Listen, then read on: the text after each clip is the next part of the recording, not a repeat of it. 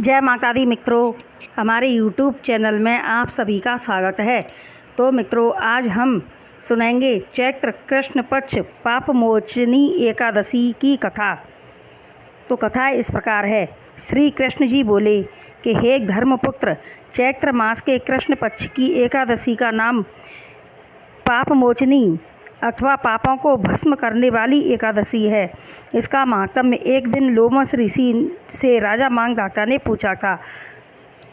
लोमस ऋषि बोले कि यह एक चित्ररथ नामक सुंदर वन था।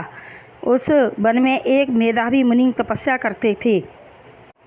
मंजू घोषा नामक अप्सरा मुनि को मोहित करने के लिए उस वन में गई। मुनि श्रेष्ठ मेधावी उधर जा निकले और उस सुंदर अप्सरा को इस प्रकार गान करते देख बरबस ही मोह के वशीभूत हो गए।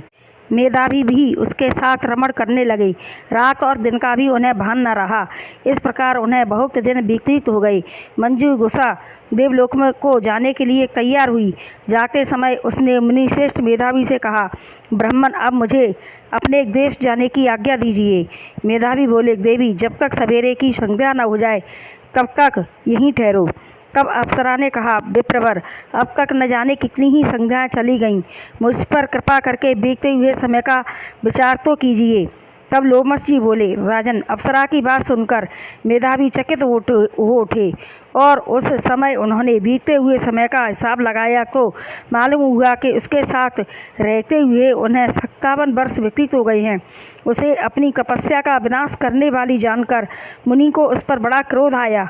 उन्होंने साप देते हुए कहा, पापनी, तू पिशाची हो जा। मुनि के साप से दग्ध होकर वह विनय से नतमस्तक होकर के बोली, विप्रवर, मेरा साप से उद्धार कीजिए। तब मुनि बोले, भद्रे, क्या करूं? तुमने मेरी बहुत बड़ी तपस्या नष्ट कर डाली है।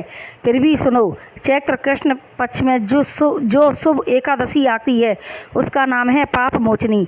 वह पाप से उद्धार करने वाली तथा सब पापों का क्षय करने वाली है। सुंदरी, उसी का व्रत करने पर तुम्हारी पिशाचता दूर होगी। ऐसा कहकर मेधावी अपने पिता मुनिवर च्यवन के आश्रम पर गए। उन्हें आया देख च्यवन ऋषि ने पूछा, बेटा, यह क्या किया? तुमने तो अपने पुण्य का नाश कर डाला। मेधावी बोले, पिताजी, मैंने अप्सरा के साथ रमण करने का पातक किया है।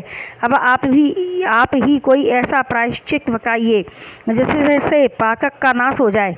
तब च्यवन ऋषि ने कहा, बेटा, चैत्र कृष्ण पक्ष में जो पाप मोचनी एकादशी आती है उसका व्रत करने पर पाप राशि का विनाश हो जाता है। पिता का यह कथन सुनकर मेधावी ने उस व्रत का अनुष्ठान किया।